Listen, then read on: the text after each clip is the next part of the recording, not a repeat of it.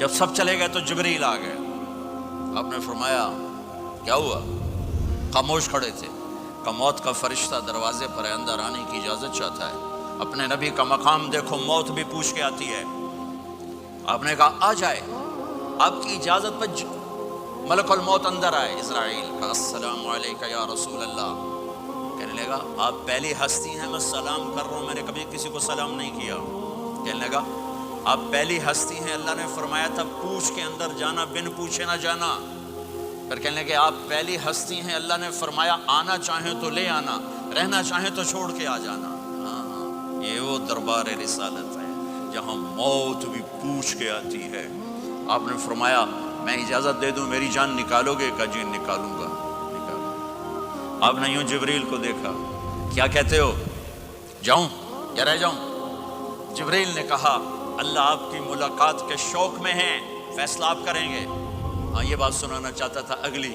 آپ نے کہا اچھا جاؤ، پہلے اللہ سے پوچھ کے آؤ میرے بعد میری امت کے ساتھ کیا کریں گے. میرے بچوں کے ساتھ یہ ساری مائیں، میرے بچے میرے بچے میرے بچے میرے بچے.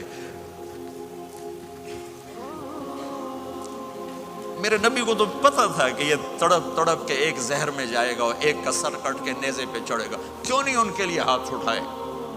ہمارے لیے کیوں روئے کہ جاؤ اللہ سے پوچھ کے میرے بعد میری امت کے ساتھ کیا کرے گا، میں پھر جواب دوں گا. جبریل واپس گئے. موت کا فرشتہ کھڑا ہوا ہے. جواب آیا یا رسول اللہ آپ کا رب کہہ رہے ہیں آپ کی امت کو تنہا نہیں چھوڑوں گا. مجھے میرے رب کی قسم جو سن رہا ہے جس نے ہمیں یہاں جمع کیا ہے، سنو میری بات غور سے. اگر میرے نبی یہ سوال نہ اٹھاتے تو آج میں اور آپ بھی بندر خنزیر میں بدل چکے ہوتے. میری اور رب کی کوئی رشتہ داری نہیں ہے.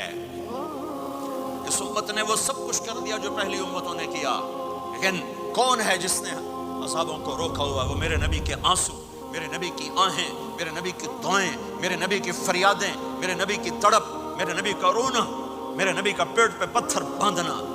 اس نے روک دیا. کوئی نبی جاتے ہوئے امت کے لیے نہیں رویا. واحد نبی ہیں جو جاتے ہوئے امت کے لیے روئے، میری امت میری امت میری امت. کوئی رابعہ بصری بعد میں آئیں گی، کوئی جنید بغدادی بعد میں آئیں گے، باغی بغاوت، اور پھر وہ روئیں اور پھر وہ تڑپیں اور پھر وہ دعائیں کریں، پھر وہ کہیں یا اللہ میری امت میری امت میری امت. ہائے ہائے. اور جب اجازت دیتی ملک الموت کو کہ جاؤ اللہ کی تقدیر کو پورا کرو، تو پھر بھی امت کو سبق دیا، اے میری امت الصلاۃ وما ملکت ایمانکم. ایک نماز نہ چھوڑنا، ایک میری امت کے کمزور لوگوں پہ رحم کرنا، نماز نہ چھوڑنا.